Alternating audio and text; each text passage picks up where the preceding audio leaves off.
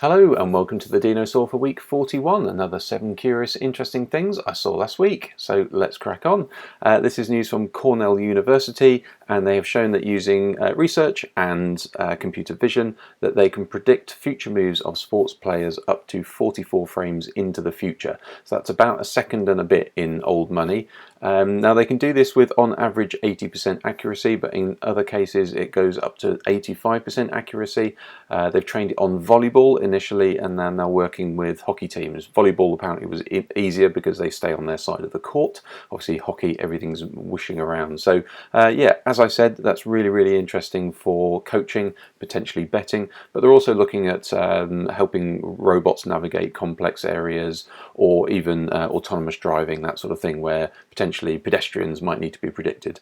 But there you go. So if you're in this world, that's pretty interesting. Also interesting is New York-based arts collective MSCHF, or MSCHF, as the cool kids say.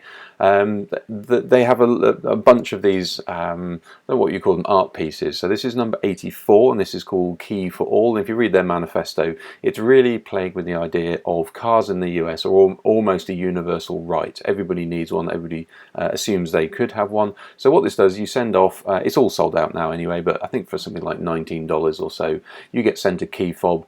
And you can phone up a hotline and say, well, where is the car? And they'll give you a bit of a clue where it might be somewhere in New York, but you don't know what car it is. You don't even know where it is, but you can walk around with your key fob and just find this mysterious car. If you do find it, it will unlock it and you can drive it. It is your car. You own it. But somebody else might also have one of the key fobs and will also be told where the car is, wherever you parked it. So it's really interesting. It's a great experiment, just showing the sort of the transience of what used to be something that you owned. It was your sovereign right. You owned it and it was your thing, and now it isn't anymore. So it's a really interesting sort of how can you use tech with a little bit of mischief, which is exactly why their name is MSCHF. This was an interesting story that was sort of a story but wasn't a story. So this was Lufthansa, who have been having a bit of a rough summer, as quite a lot of airlines have. With logistics and whatnot, and losing baggage. So people have been putting AirTags into their baggage and tracking them. And therefore, when they've lost their baggage, they can actually say, look, you know, I'm now in Cincinnati, but my bags are in Barcelona. And the people at the help desk will go, oh, I'm sorry, we don't know where your bags are. And they go, I'll tell you exactly where my bags are. And that's causing a huge amount of strife for the customer services. But also, it's starting to show actually the way that the airlines are dealing with lost baggage, and also how they're communicating that. So Lufthansa apparently had a story that they are banning people from putting AirTags into their luggage, and of course everybody reacted to say, well, that's clearly to cover up for what's going on. But really it is actually a universal worldwide thing that you shouldn't have anything in your baggage that is A, communicating, and B, has a battery in it. So it's not really Lufthansa at all. It should be all airlines are doing this. So if you are putting these in your baggage, you're actually doing something that's technically illegal at the moment. Technically, lots of airlines and companies have tried to make baggage, for instance, with trackers already in them, but those have one by one sort of disappeared from the market, probably as they've realised this is also probably against the rules. However, this is something I do, so I thought that was quite interesting. This is Needle. This is a really interesting platform. It is a Web 3D engine, but the people behind this are porting this really as about something that is collaborative, and it's really about workflow. So this is about making 3D assets that are cross-platform on the internet. So as you can see, all of these really interesting things now. So how to play with it is really interesting.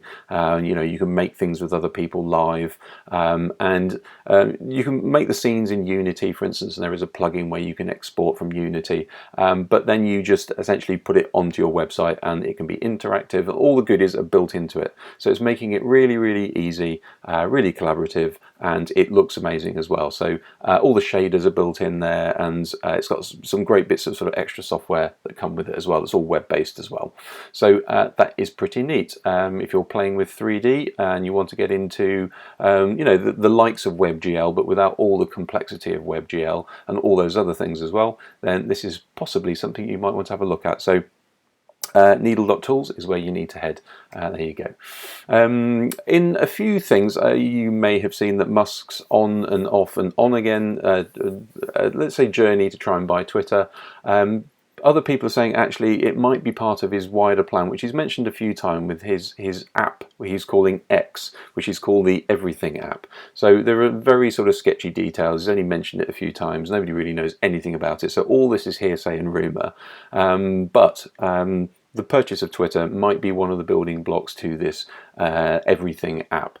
So this is really just a sort of call out to go, just watch this space. You might hear some other things, or you might see some other moves in this place, but it might be a little bit like WeChat, which obviously is a big Chinese platform, and that platform covers a huge amount of areas, so from gaming to shopping to delivery, even have a taxi app, for instance, video. So it's the equivalent of YouTube and Twitter and you know, all of those other apps as well. So that might be something that Elon Musk is planning. So watch this space. This is a really interesting one. So this was called motion diffusion models, or MDM, and you may have seen things like GPT-3, which is a way of typing in stuff and interpreting what you've typed in, and you can attach that to things like image generation. So you type in something, it can generate an image. So there's a thing called diffusion models and stable diffusion. You might have heard of these words before, but what it can actually do is it can essentially say, I'll take the words that you've got and I will figure out ways of making what you want either real or animated or whatever it is. And that's what it's doing here. So it's taking a model, it knows how the model works, and it is generating that from the quite complicated things that you can actually tell it to do. And it also understands, so throwing a ball versus throwing a ball when you're walking have different movements. So it's really, really interesting. So I thought this was really started to make my mind spin a little bit about, well, if you can describe a movement, then all of a sudden it can animate them. Therefore, if you're telling a story, you know, and then they walked up the stairs, you know, and then it can walk up the stairs. So if you're a script writer, this might be a really interesting way of doing your animatics in the future, for instance, or it might just be a way of controlling games, that if you have mobility issues or accessibility issues. So I thought that was quite neat. Lots of people are bolting these, you know, text to motion. We've had, you know, sketch to this and whatever. So I love the way people are bolting these together to do more and more intricate and interesting things. And finally, if you have an electric car, obviously the sensible thing to do is to wait for all of the electricity demand to go down at night and plug your car in the evening, at night, when nobody else is using electricity. Stanford have done a study on this, and actually that's exactly the wrong time to plug it in. Apparently you should plug in your electric vehicle during the day. Yes, the electricity might be more expensive, but if you plug it in during the night, that therefore means that the increased demand will then have to fire up coal-fired power stations, nuclear power stations, and they need to sort of, you know, basically be kept online, etc., etc. So this kind of, you know, use your or charge your car in the evening is actually creating such a demand that it's actually elongating the operation of power plants. So you should actually be charging your car during the day. Future plans, how's that actually going to work, are possibly being worked into sort of you know, urban planning and that sort of thing. There you go. Kind of interesting. Hopefully that was interesting. Hopefully it was useful. If you liked it, give it a like, share it with somebody interesting, and I will see you next week.